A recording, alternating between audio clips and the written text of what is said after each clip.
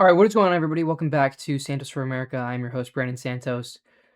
Crazy stuff. Obviously, we're still undergoing the war in Iran, and yeah, that's all I really need to talk about. Another thing that happened. Obviously, we have the new story that came out recently of a Marine who went to go protest the Iran war, and he was forcibly removed from a Senate hearing. His name is Brian Mcginnis. Uh, he's a content creator, and I think he's running for what was it, senator? I think he was running for some position of power where he's from. But you guys look into him. He's a cool guy. He's a very nice guy. He's a veteran, firefighter, father. He's a good guy. He's a cool guy. But yeah, let's talk about the Israel-Iran war. Like I said in the last little short video, I said, I mean, it's crazy stuff. It's a war that doesn't have anything really to do with us. Like 7 months ago, we went in, we destroyed their centrifuges. They can't produce a nuclear weapon. If that's your excuse, they can't do it because we destroyed it. So why are we going back? And then we went back, we went back to attack Iran, and we killed the Ayatollah. We killed their leaders. So why are we continuing this conflict? It seems so pointless. As an American looking in the interest of our country, what is the point? Other than just, wasting millions of taxpayer dollars, wasting millions of dollars on fighting a pointless conflict, a pointless war. Not to mention, we've already, I believe, if I look into it, we've already lost American lives. Let me look into this really quickly. We've already lost so many. How many is this? We've lost 3, 4, 5, 6. We've lost 6 Americans. Here are their names: Chief Warrant Robert M.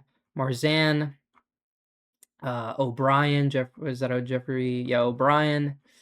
Declan Cody. Like, this guy looks so young, dude. Like, this is so sad. Genuinely awful. Nicole M. Amore. And then we have Sergeant First Class Noah L. I'm gonna butcher that. Jens. And then Cody A. Cork. We've lost 6 too many. It's already too many. 6 too many lives in this conflict. It's genuinely awful, and our country isn't doing anything to stop it. We got dragged into this war because of Israel. That's how it always goes. It's Israel provokes Iran, and that leads us to being dragged in. And it's exactly what happened this time. Our arms got twisted, and we got forced into this conflict because of Israel. It's like going to the bar with a friend of yours who always picks fights, and then you're forced into helping him.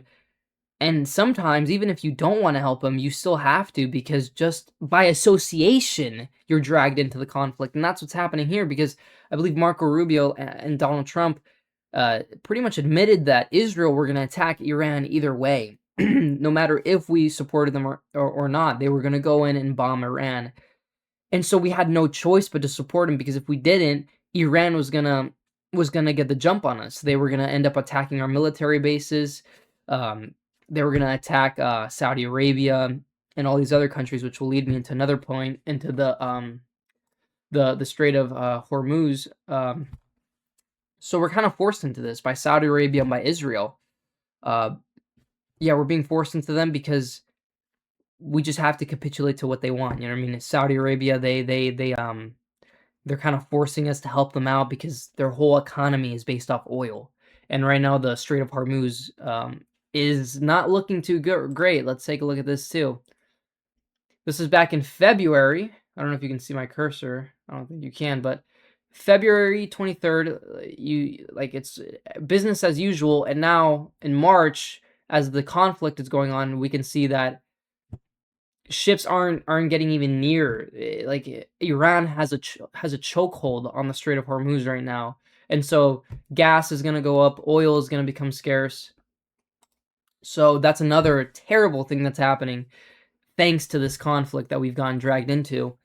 Yeah, so Saudi Arabia are also gonna want us to get involved. Same with all our other allies in the Middle East, like Qatar, obviously Saudi Arabia, Dubai, because they're now getting attacked by Iran. So they're gonna look to us as defense because, well, we started it, all right? We attacked Iran. And look, I love America. I'm an American nationalist. I love this country. I believe that we should put this country first, like within our space. We shouldn't, you know what I mean, capitulate to other countries. We should care about ourselves. But at the same time, you have to admit Iran is doing everything in their power to defend themselves. You can't blame them. If the roles were reversed and another country was bombing the shit out of us, wouldn't we defend ourselves? Like, I don't know. And it's like, and the reason why I can't support this, because it's not like, for example, like Pearl Harbor, where Japan attacked us and killed many Americans. It's not like that at all. Iran wasn't a threat to us. They were never a threat to us. But you know who they were a threat to? Israel, which is why we're dragged into this. And Israel twisted our arm, and they said they were going to attack first either way, and they knew that by doing that, that's going to drag us in. And so it's like we're getting used. We're getting used, and it's terrible, and we're doing nothing. We're doing nothing to stop this. And people are speaking out. People are trying to wake up, which is great. Which is why I'll lead into the Marine who protested not too long ago. I'll do that in just a second, but yeah, we're fighting a battle that is like a lose-lose. It's like, okay, maybe we win the war, which it's coming into question. And then what? It's like what? Israel just take over the entire Middle East? It's the people are gonna make an excuse like, oh, Iran, we can't let them have a nuclear weapon. They don't have nuclear weapons. They can't even make them. They can't make nuclear weapons for another 5 years. So why are we going back? We killed their leader. What's the point? There is no point. It's stupid. They want regime change. They want to change it so that they can control that area. They want to have, I guess, control of oil. But more than anything, I think it has a lot to do with the fact that Israel want to control the Middle East. And so we're getting dragged into another war. And more than anything, we're most likely going to end up seeing boots on the ground. That's what it's kind of leading to. It seems as though they're hinting at boots on the ground. Trump has said that that's not being ruled out. Same with our Secretary of War. And if we look at the optics of it, it's the only way. If they want to topple this regime, it's the only way they can do it, because they're not going to do it via aerial attack. They've tried. It's not going to work. Iran is too fortified. They've fortified the entire country. Their missile factories are under mountainous terrain. We can't destroy all of them. We've destroyed probably, I think, half, but we can't destroy all of them. It's not possible. The only way to do it is if we go boots on the ground. And right now, it seems as though we're going to probably end up using our proxies in Iran. The Kurds, a minority in Iran who don't like the Iranian regime. So it looks as though we might end up doing that in support of a boots on the ground sort of invasion. And maybe I doubt this will work, by the way, because it's like, yeah, cool, the Kurds, right? But you're going up against 90 million Iranians. Like, I don't see them getting a victory with that. If anything, it's probably going to escalate to sending more military personnel into Iran, which will then lead to more loss of American lives for a war that we don't want, for a war that's pointless. So that's the looks of it now. And to all you MAGA supporters, look, I'm conservative. I'm conservative. I lean right, but that doesn't make me MAGA. But you MAGA supporters, stop falling for the propaganda. This is a pointless war. Iran were never a threat to us. They don't have missiles that they can reach us. And even then, they don't have, in reality, they don't have any problems with us other than the fact that we're best friends with Israel. If we had no connections with Israel, there'd be no issues. There'd be no issues whatsoever. But that's what it's looking like. And like I said, Israel kind of put us up against the wall and forced us into this.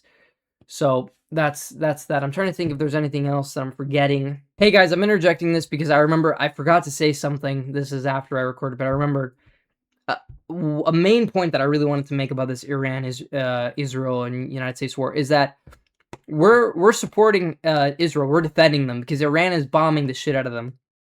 This is one of the main reasons why I don't see us getting a victory in this war just via aerial support, because Iran is capable of producing cheap missiles for like 50K. Like they can produce drones for like $50,000, while our interceptor missiles cost millions of dollars.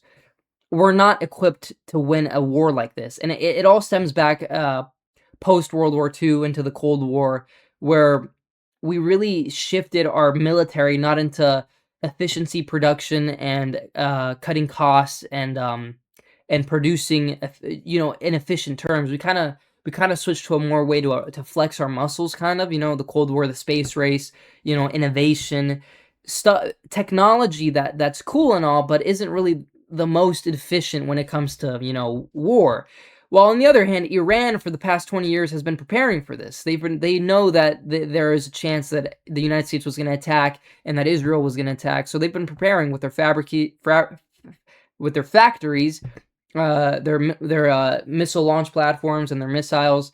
They're cheaply produced. The drones are cheaply produced. They have a stockpile of them, and we're running out of money, and we're running out of missiles. We're running out of interceptor missiles.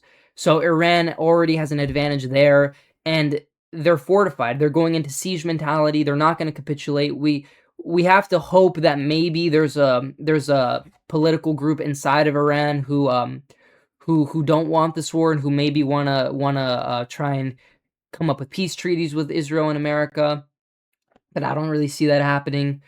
Um, and yeah, and then the only way to make them surrender and beat them is via ground invasion, via by boots on the ground, and once again losing life for no reason. So yeah, I just want to interject that because I forgot to bring that up, the whole missiles and the cost of them, and so yeah, that there it is. I still we're the I still think we're the strongest country in the world. I love America, best military in the world. But right now, we're doing it. We're doing ourselves a disservice and a disadvantage. Um, yeah, I wish we would just focus on our own country. Another thing, quickly, I also wanted to mention is I think Trump is just he's let his ego go way too far. If we look at all empires, how a lot of them fall is by hubris. You know what I mean? We just took down Maduro in Venezuela. That's fine and all, you know what I mean? It's in our backyard, you know what I mean? South America is close to home. We're close, you know what I mean? We have the advantage of home territory here. So it's easy to take down somebody like him, but once you go over to the Middle East, it's not as easy. And I think Trump just let it all go to his head and he thinks that he's unstoppable right now, when in reality, I don't think we'll crumble, but I just don't see us winning a war like this. I mean, we've seen it all before with Afghanistan and Iraq. So that's where we are. Okay. Anyways, back to what I was saying before. See you guys.